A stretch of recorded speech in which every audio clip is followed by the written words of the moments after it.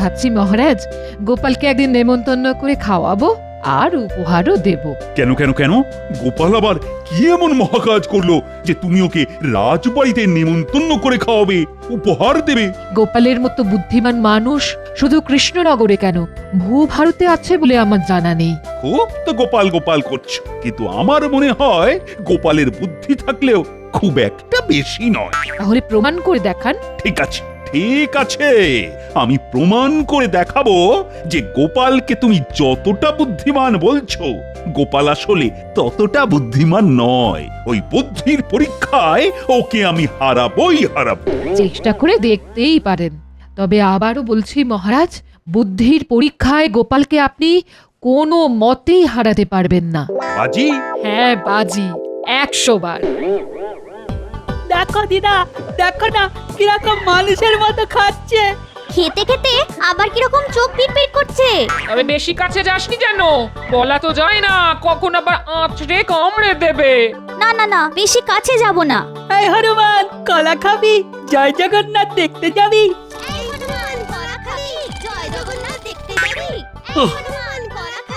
একটু আয়েশ করে ঘুমোচ্ছিলাম, তারা চেঁচামেচি করে দিল ঘুমটা ভাঙিয়ে।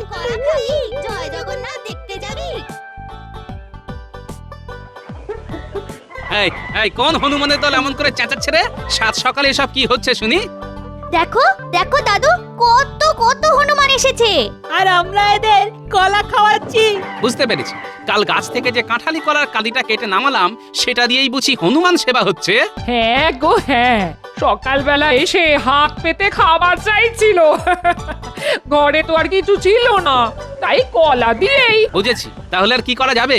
নিজের সেবার জন্য কেটে আনা কলার কাঁদি এখন হনুমানের সেবাতেই লাগুক। দে রে পুটি, আমাকেও গোটা চারটে কলা দে, আমিও হনুমানদের সেবা করব। এ কি দাদু, হনুমানদের দেবে বলে নিজেই মুখে পুড়ে নিলে? আগে নিজের সেবা, পরে হনুমান। এই হনুমান, কলা খাবি? জয় জগন্নাথ দেখতে যাবি? কি কি বললি? আমি হনুমান? শুধু হনুমান নয়, একেবারে গোদা হনুমান।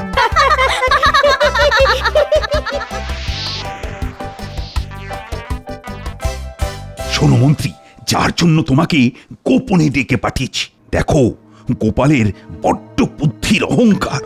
গোপালের এই বুদ্ধির অহংকার ভাঙতেই হবে, আর সে কাজটা করতে হবে তোমায়। বাহ, এ তো খুব ভালো কথা মহারাজ। দেখবেন বুদ্ধির খেলায় ওকে ঠিক কাজ করে দেব। আসলে তোমাদের এই রানীমার সঙ্গে আমার বাজি হয়েছে। তোমাদের রানীমার মতে গোপালের মতো বুদ্ধিমান শুধু এই কৃষ্ণনগরী কেন, ভূভারতে আর দুটি নেই। আপনি নিশ্চিন্ত থাকুন মহারাজ, এমন মাথা খেলিয়ে বুদ্ধি বের করব না যাতে গোপালও জব্দ হবে আর রানীমার কাছেও আপনার মুখ পুড়বে না। বাহ বাহ, এই না হলে আমার মন্ত্রী। তাহলে কাজে লেগে পড়ো।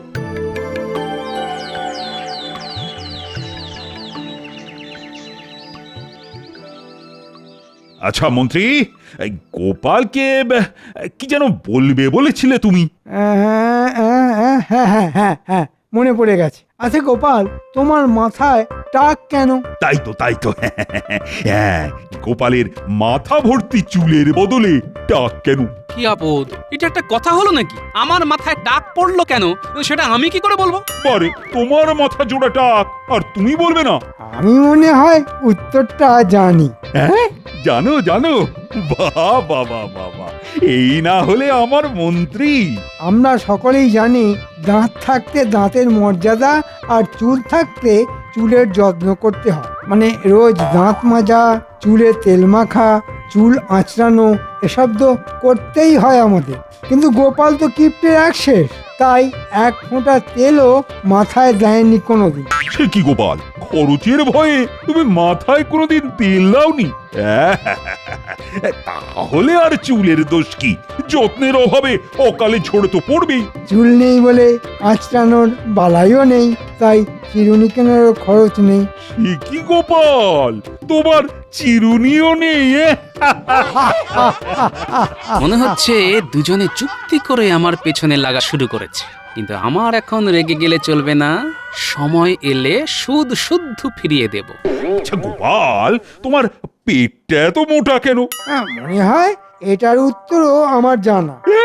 এর উত্তরটাও জানো? বাহ বাহ বাহ বাহ বাহ, কি বুদ্ধি গো তোমার মন্ত্রী, বাহ বাহ বাহ বাহ। মহারাজ, আমার মনে হয় দুবেলা যারা পুষ্টিকর আর খাঁটি খাবার খায় তাদের পেট কিন্তু কখনো মোটা হয়ে যায় না। এই যে রাজসভায় আমরা এতজন আছি, কারো পেট কি গোপালের মতো মোটা? না না না না, কখনোই না। আসলে যারা কিপটে, মানে পয়সা বাঁচাতে যারা কচু ঘেঁচু আর পচা মাছ খায়, পেটের ভেতর বায়ু জমে জমে তাদের পেটটাই এরকম ফেঁপে ফুলে ওঠে। সে কি গোপাল, পয়সা বাঁচাতে তুমি কচু ঘিচু আর পচা মাছ খাও? এ বাবা, তুমি এতটাই কিপটে? কি গো গোপাল, কিছু বলছো না যে? ও আর কি উত্তর দেবে মহারাজ? আমার যুক্তি খণ্ডাবার মতো বুদ্ধি কি ওর মাথায় আছে? দিনরাত কিপটেমি করতে করতে সব বুদ্ধি জমাট বেঁধে গেছে। ঠিক বলেছ মন্ত্রী, তাহলে আজ থেকে গোপালের নাম হলো কিপটে গোপাল।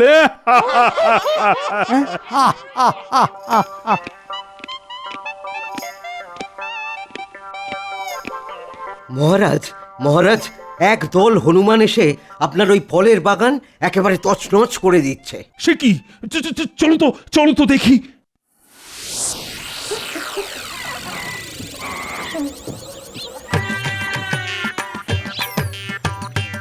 এ কি? এত হনুমান এলো কোথা থেকে? আরে তাড়িয়ে দাও, তাড়িয়ে দাও, এক্ষুনি এদের এখান থেকে বিদায় করার বন্দোবস্ত করো, না হলে যে সব ফল খেয়ে একেবারে শেষ করে ফেলবে। দরকার হলে অন্য কোনো কঠিন ব্যবস্থা নাও। যথা আজ্ঞা মহারাজ। নানা মহারাজ, এমনটা করবেন না। ওপরওয়ালার সৃষ্টি অবলা প্রাণী, ওদেরও তো খিদে পায়। তাই নাকি? হনুমানদের ওপর তোমার যে খুব দরদ দেখছি। সেটাই তো স্বাভাবিক মহারাজ, ওনারা যে আমাদের পূর্বপুরুষ, তার ওপর ভগবান রামচন্দ্রের পরম ভক্ত। ঠিক বলেছ, এই বুদ্ধি দিয়েই গোপালকে কাট করে ফেলা যাবে। ঠিক আছে, ঠিক আছে গোপাল, ওদের তাড়াবো না। ধন্যবাদ মহারাজ। তবে একটা কথা, একটু আগেই তুমি বললে না ওরা আমাদের পূর্বপুরুষ? হ্যাঁ বললাম তো।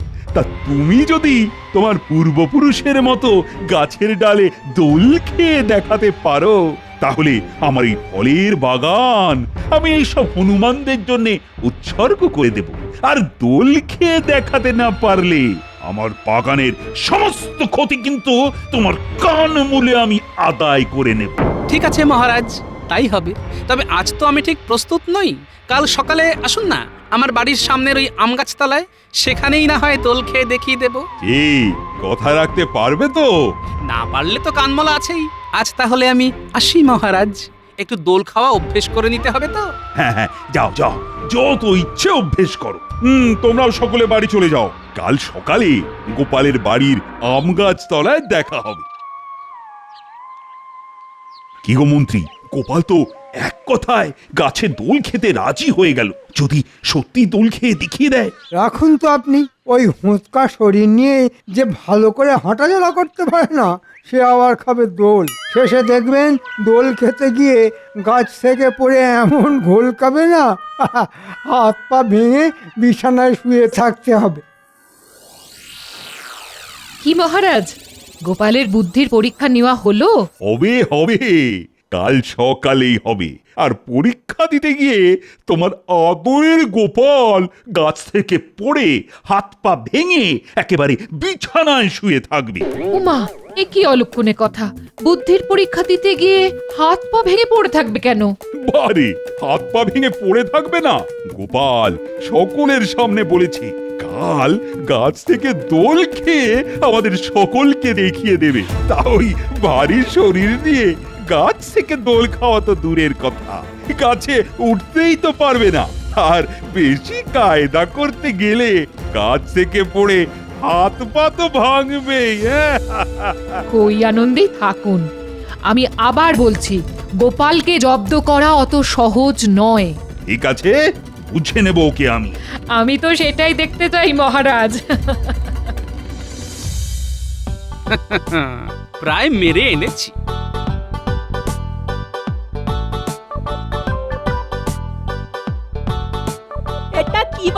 গো দাদু? দোলনা রে দোলনা, এই দোলনা থেকে আমরা সবাই দোল খাবো। কি মজা কি মজা, আমি দোল খাবো আর এরা ঠেলবে। এ, তোকে ঠেলতে আমার বয়েই গেছে। আমি দোল খাবো আর তোরা ঠেলবি। ইস, শখ কত!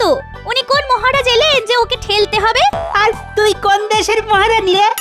এই নিজেদের মধ্যে ঝগড়া থামা দেখি।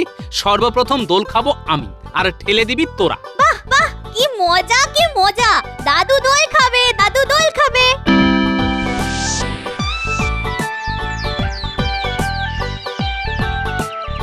আজ দেখব গোপালের কেরামতি, কি করে গাছে উঠে দোল খেতে পারে। আমি আবার বলছি মহারাজ, গোপালের দ্বারা এই কর্ম হবে না, কারণ গোপালের পুরুং পারুং সব মুখে, তাই গোপাল আজ হারবেই। কি জানি বাবা, গোপাল কি করে হারবে? সে তো সবই পারে, তাই এটাও মনে হয় পারবে। তুমি চুপ করতে সাবা কই, সব সময় গোপালের হয়ে কেতন গেও না তো। সুপ্রভাত মহারাজ, আসুন আসুন। হ্যাঁ? গোপাল, তুমি? আমি কিন্তু কথা রেখেছি মহারাজ। আমার পূর্বপুরুষদের মতো মহানন্দে গাছ থেকে দোল খাচ্ছি। শুধু পূর্বপুরুষদের থেকে আমার বুদ্ধি একটু বেশি বলে ওদের মতো গাছের ডালে না উঠে গাছের ডালে দোলনা লাগিয়ে দোল খাচ্ছি। মহারাজ ইচ্ছে করলে আপনিও আমার সঙ্গে দোল খেতে পারেন। যা চলে, গোপাল তো বুদ্ধির জোরে ঠিক আমাকে জব্দ করে দিল। কি মন্ত্রী, এ তো এককাল মাছি হয়ে গেল। বলি, এবার কি হবে? কি হলো মহারাজ? আরে বাবা, মন্ত্রী মশাইয়ের সাথে গুজুর গুজুর না করে দোলনায় দোল খান, খেলে শরীর মন সব হালকা হয়ে যাবে। না না, মানে আমি দোল খেতে পারবো না। কেন মহারাজ? বুদ্ধির খেলায় আমাকে ঘোল খাওয়াতে পারলেন না বলে মন খারাপ হয়ে গেল? হ্যাঁ, তুমি চুপ করো তো গোপাল। ঠিক আছে ঠিক আছে, তাহলে আর একটা মাত্র কথা বলেই চুপ করে যাব। মহারাজ, আপনার ওই সাধের ফলের বাগান তাহলে আমার পূর্বপুরুষদের দিয়ে দিচ্ছেন তো? হ্যাঁ হ্যাঁ, দেবেন দেবেন, তবে তবে আর একটা কাজ করে যদি দেখাতে পারো। বলেই দেখুন না, ঠিক পারবো। ভালো করে ভেবে বলো গোপাল, না পারলে কিন্তু মহারাজ তোমাকে এই কৃষ্ণনগর থেকে তাড়িয়ে দেবেন। আরে এত রহস্য না করে বলেই ফেলুন না কি কাজ। মহারাজ, তাহলে বলেই ফেলি। মন্ত্রী এবার হয়তো একটা জবরদস্ত কোনো মতলব এঁটেছে। বলে ফেলো বলে ফেলো মন্ত্রী, বলে ফেলো। কাল সকালের মধ্যে মহারাজ ও রাজ্যের পক্ষে সব থেকে বিপজ্জনক লোকটিকে আটক করে রাজসভায় এনে হাজির করতে পারবে? গোপাল হয়তো নবাবের কথা ভাবছে, আর তার সাথে এরকম করতে গেলে জামার খাবে না, বুঝবে তখন মজা। কি গোপাল, পারবে তো? এ তো খুব সোজা কাজ। কাল সকালেই তাকে বস্তাবন্দি করে নিয়ে আসবো আমি মহারাজ। তাহলেই তোমার পূর্বপুরুষ আমার ফলের বাগান পাবে। চলে এসো সবাই। আমিও কি আপনার সাথে আসবো মহারাজ? না, কচি খোকা সেজে যেমন দোল খাচ্ছিলে তেমন দোল খাও।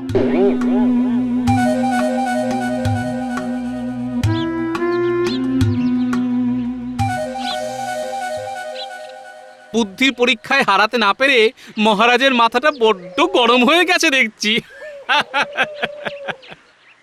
শোন, তোদের সঙ্গে আমার কিছু কথা আছে।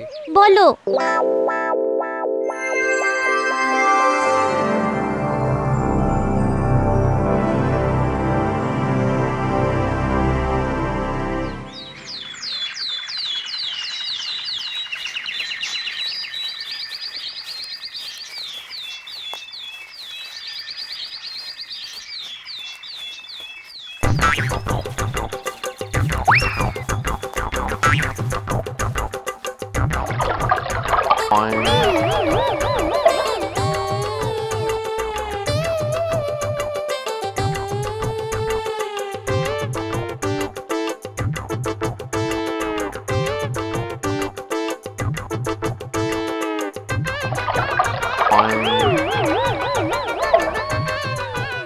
আজ সকাল হতে না হতেই পেটে চাপ পড়েছে।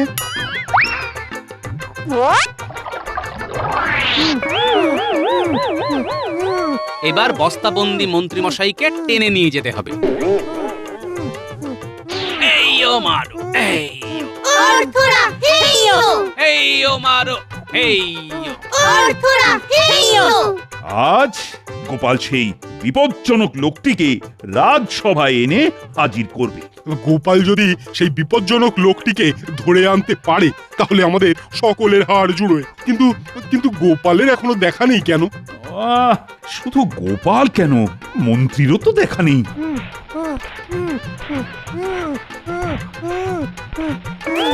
এই নিন মহারাজ, আপনার আর আমাদের রাজ্যের পক্ষে সব থেকে বিপজ্জনক লোকটিকে বস্তাবন্দি করে নিয়ে এসেছি।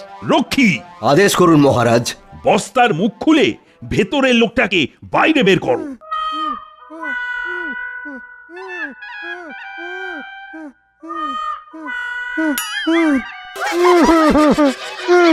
এটা এটা আমার প্রতি কিরকম ব্যবহার হলো মহারাজ? আরে এ তো মন্ত্রী। ও গোপাল, গোপাল, এ তুমি কি করেছো? কেন মহারাজ, আপনার ও রাজ্যের পক্ষে সব থেকে বিপজ্জনক লোকটিকে ধরে এনেছি। আমি আমি কেন মহারাজের পক্ষে বিপদ হব? আসল বিপদ তো মুর্শিদাবাদের নবাব। হ্যাঁ, নবাবকে তবু চেনা যায়, কিন্তু আপনাকে তো চেনা যায় না মন্ত্রী মশাই। বন্ধু সেজে আপনি যে বহুবার মহারাজকে চরম বিপদে ফেলার চেষ্টা করেছেন তার প্রমাণ তো অতীতে আমরা অনেকবার পেয়েছি মন্ত্রী মশাই। কি মহারাজ, ঠিক বলছি তো? ওরে বাবা, গোপাল যে উল্টো চাল চেলে মন্ত্রীকে এইরকম বিপদে ফেলে দেবে এটা তো ভাবতে পারিনি। হ্যাঁ, মানে এটা হয়তো তুমি ঠিকই বলছো গোপাল, কিন্তু সাত সকালে এভাবে মন্ত্রীকে ধরে আনা কি তোমার উচিত হয়েছে বলো তো? হ্যাঁ, তার উপর সকালের ইয়েটাও করতে দেয়নি। মহারাজ, আমি আর এসবের মধ্যে নেই। এরপর গোপালের পেছনে লাগতে গেলে ও হয়তো আমাকে আকাশের তারা করে ছেড়ে দেবে। তবে বাবা, ওরে বাবা, কি প্রচণ্ড বেগ আসছে! ওরে বাবা, আমি পালাই মহারাজ, আমি পালাই।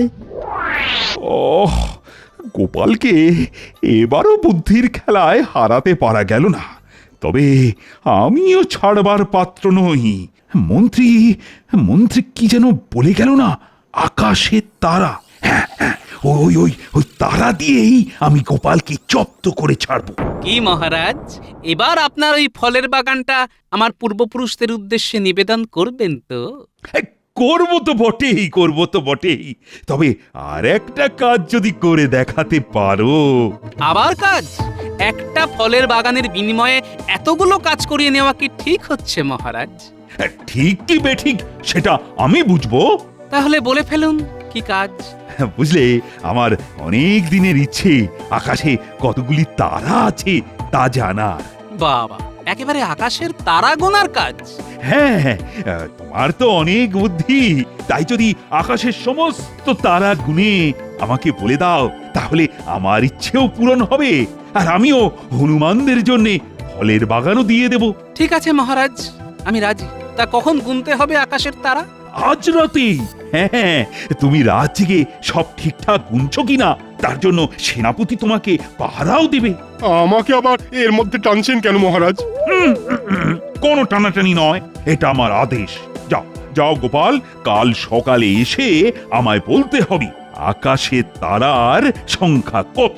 ঠিক আছে, তবে তারা গুনবো রাজবাড়ির ছাদে দাঁড়িয়ে। কি রাজি তো মহারাজ? হ্যাঁ, রাজি। কি গোপাল, তোমার তারা গোনা হলো? এদিকে যে আমার যে ঘুম পাচ্ছে, একটু ঘুমিয়েই নি। শোনো গোপাল, এইসব কথা আবার মহারাজকে বলো না যেন। হ্যাঁ, আরে খেপেছো নাকি? কাল সকালে আমি তো শুধু মহারাজকে একটা কথাই বলবো, রাতের আকাশে তারার সংখ্যা কত।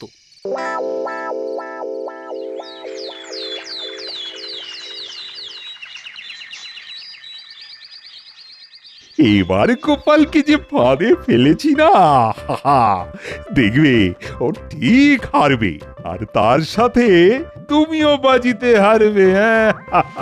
দেখাই যাক কে হারে আর কে জেতে।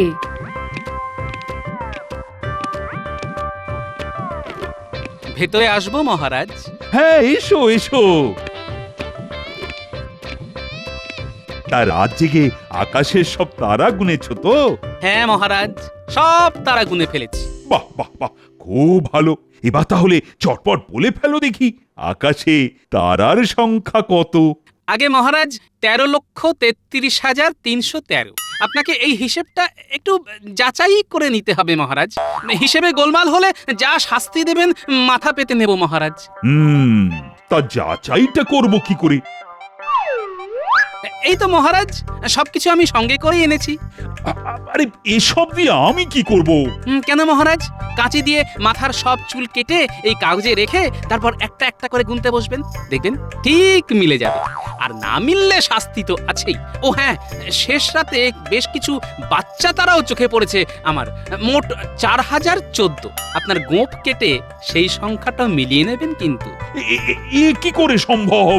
কেন সম্ভব নয় মহারাজ? আমি যদি সারা রাত জেগে আকাশের তারা গুনতে পারি, তাহলে আপনি কেন চুল গোঁফ কেটে সেই সংখ্যাটা যাচাই করে নিতে পারেন না? এই নিন কাঁচি, কাটুন চুল আর গোঁফ। নিন নিন নিন, কাটুন কাটুন। আমি বাবা পালাই।